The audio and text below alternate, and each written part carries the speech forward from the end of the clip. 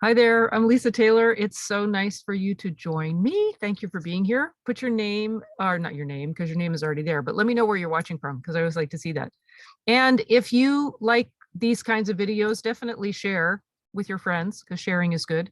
Okay, so I've been thinking a lot about how much, particularly in kind of Western society, how much the focus is on doing, doing, doing. And if we are doing based in the ego, we are doing based in that false ego's concept of who we are and that false ego's concept of life. It's based in limitation. It's based in fear. It's based in separation from the divine. And if we're doing based on the true nature of who we are, we're actually starting with being. We're not starting with doing. So there's this sense that we need to do more so that we can have more, then we'll be happy. It's like totally backwards. We need to be who God made us to be. Be in the being. It's the science of being. We're being God's child. We're being the image and reflection of God. We're being the highest nature of man, the immortal self. And then we are led to what we're going to be doing. And the path is clear when we're leaning on spiritual sense and not material sense to find the path.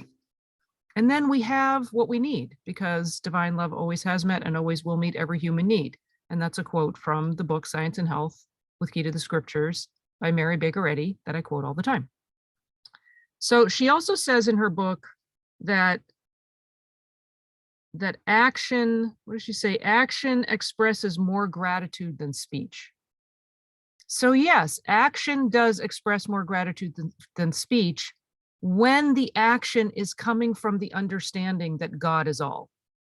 If the action is coming from that false ego's belief that we're limited, we need to hustle for our worth, we need to hustle for some accolades and praise from the outside instead of going within, that kind of action is not based in the divine.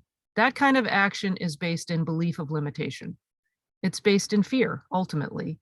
And we get to choose. You know, I'm all about this choice matters. Which path are you choosing?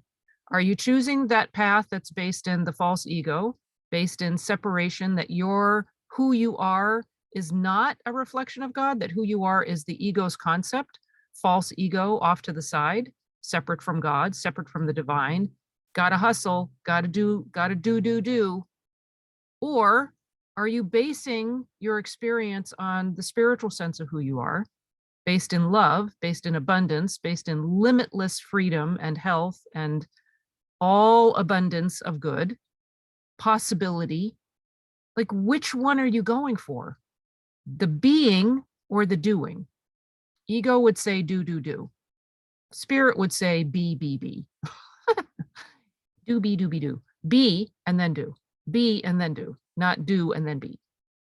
So that's my message. So action expresses more gratitude than speech when it's based on the reality, when it's based on spiritual sense, not when it's based on material sense. So actually, you know, the workshop that I did, Paths of Practice, the 3 essential elements of a daily spiritual practice, if you weren't able to come to that, or you didn't, and you want the recording, you're absolutely welcome. It's free, it's available.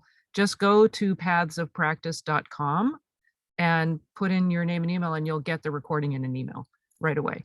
So if you're interested in that, it's all about designing your daily practice based on being and then doing and then having. So it's the up and out method, which is look up, look in, look out, which is the method I use for everything in my life. And I invite you to do the same and design your daily practice. There's a worksheet and all sorts of stuff. It's all sorts of fun stuff. So go to pathsofpractice.com and get your free stuff. All right, lots of love, you guys. See you tomorrow.